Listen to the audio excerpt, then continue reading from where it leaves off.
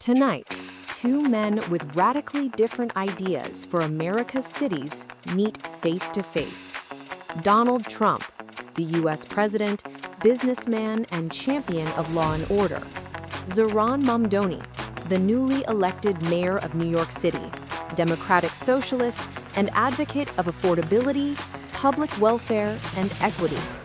Both claim to have the answer for urban America's future, but only one vision can lead. Let the debate begin. Let's start with something simple: reality. When I look at America's cities, New York, Chicago, Los Angeles, I see disorder. Crime, chaos, homelessness, businesses fleeing. These cities are being destroyed by weak leadership and radical leftist experiments. I built my career on fixing things that were broken: companies, buildings, and yes, even parts of this country. My philosophy is clear: law and order and private enterprise. You want cities to thrive. You need safety. You need investment. You need to make your streets clean, your taxes low, and your police respected again. That's how you bring jobs back. That's how you bring people back. Not through slogans about socialism or free buses or taxing the rich. You bring prosperity by empowering workers, not by punishing success. And I'll say it, the new mayor of New York City, Zohran Mamdani, is a very radical man. He's talking about rent freezes, free transport, higher taxes, even city-run grocery stores. Sounds great until you realize someone has to pay for it. And guess who that someone always is? The middle class. It's fascinating that you call her vision radical, Mr. Trump. What's truly radical is believing that the richest city in America should still have people sleeping on the streets, families spending half their income on rent, and millions unable to afford basic health care or child care. When I talk about affordability, I'm talking about survival, not ideology. I'm talking about the 70% of New Yorkers who spend over a third of their income just to stay in their homes. About the single mother who takes 3 buses to work because she can't afford a car. About the immigrants who build this city and yet can't afford to live in it. You call it socialism, I call it humanity. Free buses mean workers keep more of their paycheck. Rent freezes mean stability for families. Universal childcare means parents can actually work. And yes, taxing billionaires who live in glass towers while millions struggle to eat, that's not radical, that's justice. Justice? Let me tell you something, Zohran. Justice doesn't come from government handouts. It comes from freedom, the freedom to work, to build, to earn, to own something of your own. Every time the government promises free things, it destroys the drive that makes America great. You talk about the billionaire in a tower. That billionaire employs thousands of people, invests in the city, pays enormous taxes, and helps fuel growth. You take away his incentives and he leaves. And when he leaves, the jobs go with him. That's exactly what's happening under your leadership. Businesses are scared. Investors are pulling out. I said it months ago, if you keep pushing your socialist agenda, New York will collapse again like it did in the 1970s. And if that happens, I would absolutely reconsider federal support. Why should hardworking Americans fund a city that refuses to take responsibility? Mr. Trump, you talk about freedom. But whose freedom are we really talking about? The freedom of landlords to raise rents endlessly? The freedom of corporations to pollute our air and pay starvation wages? Or the freedom of billionaires to hoard more wealth than millions combined? Because for working people, the delivery riders, nurses, bus drivers, janitors, your version of freedom means choosing between rent and food, between childcare and survival. I believe freedom should mean something deeper, the freedom to live with dignity, the freedom to walk safely home, not just from police or crime, but from hunger, eviction, and despair.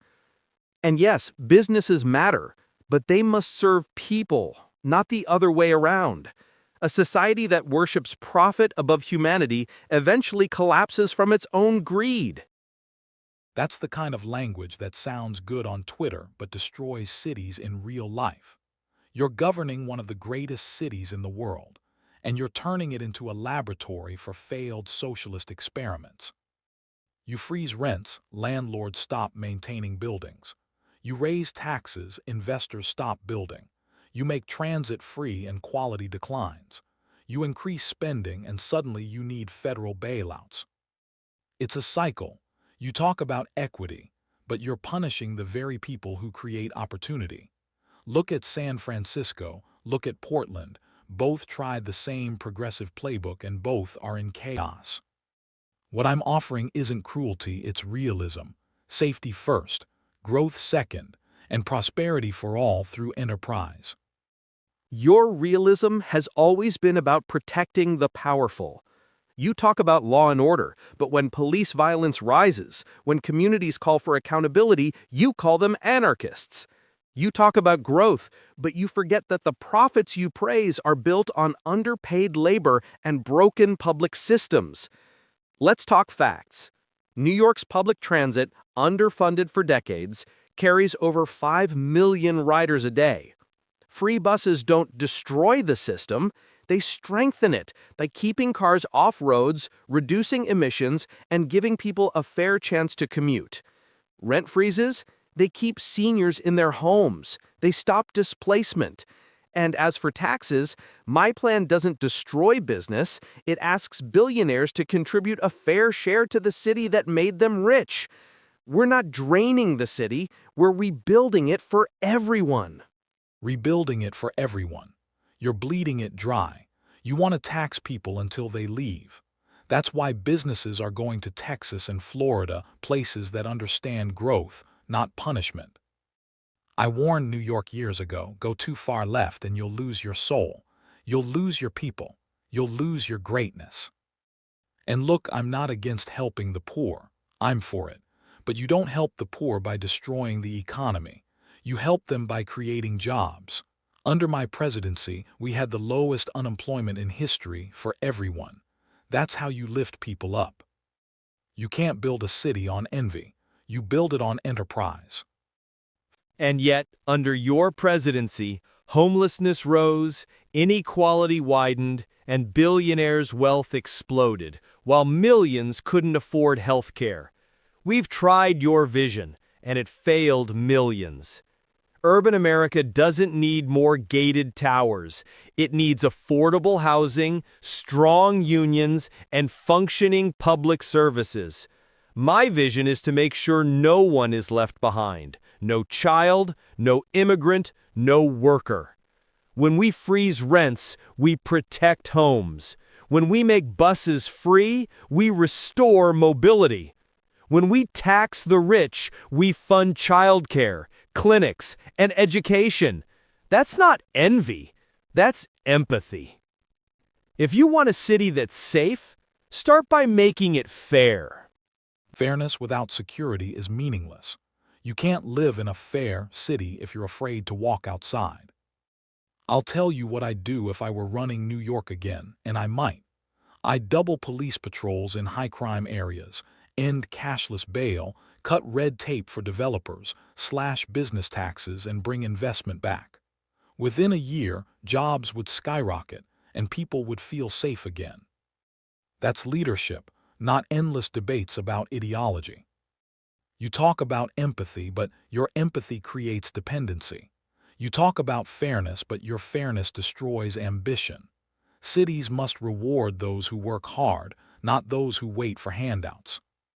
No one I represent is waiting for handouts. They're waiting for justice. They're working 2 jobs, raising families, caring for parents, and still can't afford rent. They're the backbone of this city, and they've been ignored for decades, while people like you tell them to work harder. The truth is, law and order mean nothing if people can't afford to live under those laws. Growth means nothing if it doesn't reach the people who build that growth. You speak of greatness, Mr. Trump, but greatness isn't built on skyscrapers alone. It's built on compassion, equality, and shared progress. You can dress it in compassion, but it's still socialism, and socialism doesn't work. It never has and it never will. Look at history. Look at Venezuela. Look at every failed socialist experiment. It starts with promises of fairness and ends in economic ruin. New York used to be the symbol of capitalism, of opportunity, of strength. Under your leadership, it's becoming a symbol of dependency. I'll keep saying it. You can't make a city great by tearing down success. You make it great by inspiring it. And I'll keep saying this. You can't make a city great by ignoring the suffering of its people. Capitalism without limits creates billionaires and beggars.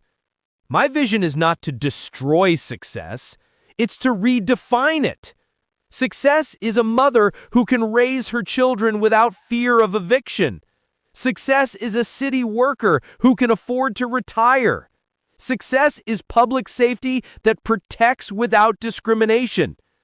We can build that city, a city where wealth serves humanity, not the other way around.